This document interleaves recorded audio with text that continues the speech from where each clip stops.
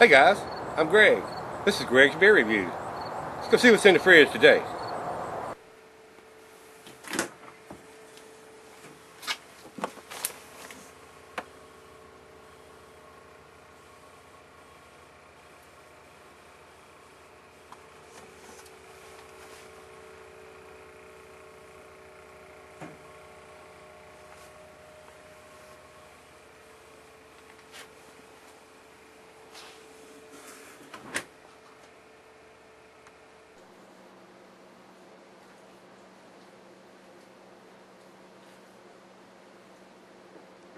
Hello everybody, thanks for stopping by Greg's Beer Reviews today. Today's beer hopefully is going to be a good one. I promised you yesterday that we were going to do a better Belgian Pale, and we'll see.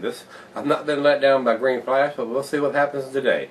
This is Green Flash Brewing's Rayon Vert Belgian style Pale Ale. This is 7% alcohol by volume. Don't see anything as far as dating on the label. There may be something digitized black on the bottle once the condensation goes away, guys. It's right out of the freezer. It's got a lot of condensation on the bottle. So let's see what it has to say about this. Belgian Pale Ale, year-round serving from these guys, 7% ABV. The glassware is the Snifter Tulip wine size, oversized wine glass chalice. I got the dual glass, guys. That's what I'm going to use today since this one's right at 7%. The food pairings for this is the Thai, and the cheeses are the tangy brick Adam and the feta, and the meat is fish, just like it was on the one yesterday. And the beer, it's a 7%. It's going to keep for a while. So I mean, I wouldn't try to keep this beer. Like, it's not going to be hot pouring or anything, but I wouldn't try to keep this beer at 7% more than a couple years, 3 most. It's 7%.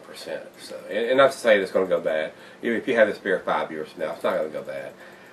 It's just not going to have the oomph that it has when it's fresh in the bottle like this. So 7% beer, they will sell it. You can keep them a couple years. So let's cap off of this one and see what it's about. Oh, look at that already. Highly effervescent. They use Brettanomyces yeast in the brewing of this beer. So, wow. And I'm getting the aromas already, guys. Just pouring in the gas. Look at the head on that. And how easy that I'm pouring it.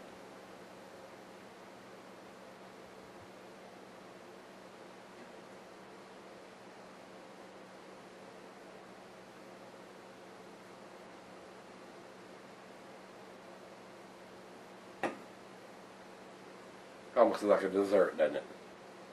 Look at that. The bubbles are just screaming from the bottom of this glass. It is not clear. It is not clear at all. This is definitely a bottle conditioned beer. It's kind of cloudy, but the bubbles are just unbelievable. It looks like champagne in the glass. It's got so many bubbles streaming up from it. And the head is monstrous. It's a 3-finger head with that down the side of the glass pour. A lot of carbonation here, almost to the point of being over-carbonated, but it's bottle conditioned. You got to remember that. They put some fresh yeast into the batch before they put it in the bottle, so it's actually fermenting in the bottle.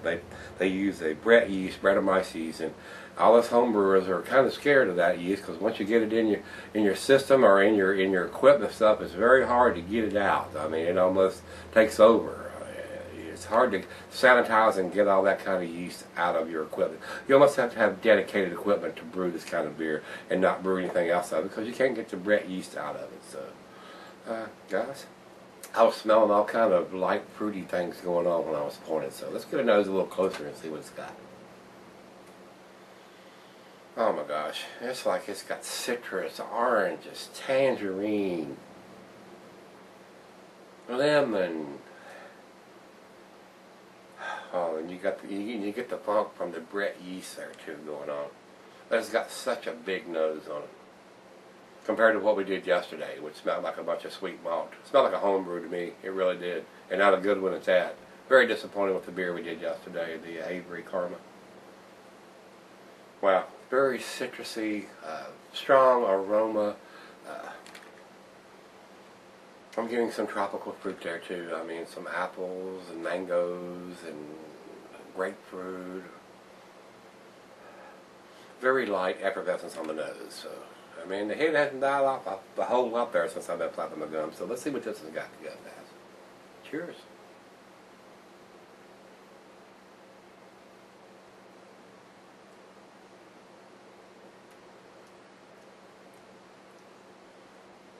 Definitely got the Belgian funk going on with that, with the Brett yeast.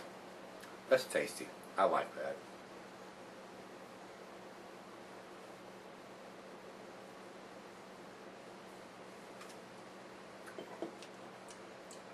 Very pleasant. A lot of taste. 7% compared to the 5.2 we did yesterday. More alcohol, not necessarily more taste, but in this case, a lot more taste. They didn't use, I'm pretty sure they don't use the Brett yeast in what we did yesterday for Avery. So this kicks it up a notch as far as I'm concerned. You're getting into the kind of yeast that they're using over there. So it's more tasty. It's got more umph to me. It's more pleasant. And you see the effervescence in the head and stuff like that, and how it's looking in the glass as it's, you know, dissipating. It's a wonderful beer as far as I'm concerned. And like I said, it's just right out of the fridge, and it's probably just going to get better as it warms up. That's what we're going to let it do here. Wow.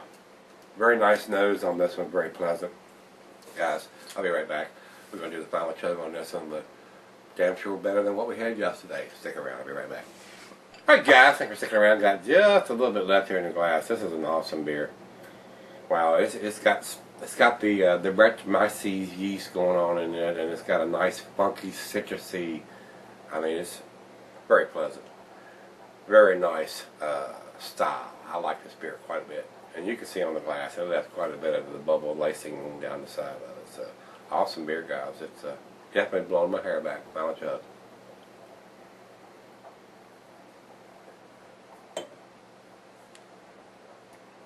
Wow.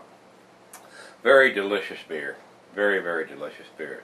Now I'm going to look on the bottle now that the condensation has gone away, and see if there's any kind of date or anything on it from them. I kind of wish they had something on the label, because they're one of my favorite breweries. I don't see anything on it. I don't see anything on the bottom. So that's the only thing I can hack on this beer, is not having an actual date on it. And like I said, it's a 7% beer, so it's not like it's going to evaporate, but I mean, we need to have the dates, guys. So we need to step up to that. There's nothing even digitized on this, so they're kind of on the hind titty on that, as far as I'm concerned, guys. This would be a 10 beer as far as I'm concerned, but there's no evidence of any kind of date, so it's going to get to 9. They need to go ahead and step up to the plate. I mean, even the small breweries around here can put a little digitized thing with us.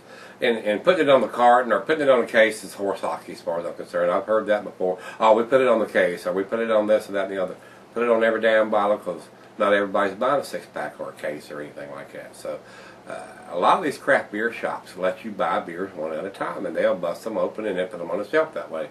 And you can buy them one at a time. And that's how it is where I buy mine at Bennett Cellar. You can buy them, or most people buy them one at a time, and they have it if you want 6 or how it's packaged.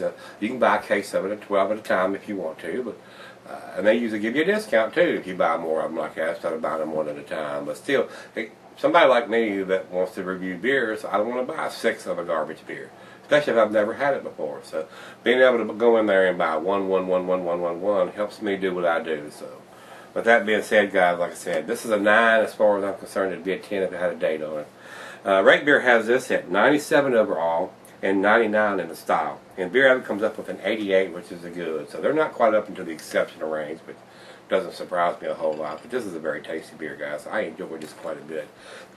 That's the only thing I can hack on it about. That if it had a date on it, I'd probably give it a 10. So if you've had this, give me some comments back. Green Flash, one of my favorite breweries. So need a date, guys. Give me some comments back on this one, guys. If you like what you're seeing, and you know what we're going to do tomorrow. That's right. Look in the fridge. See everybody then.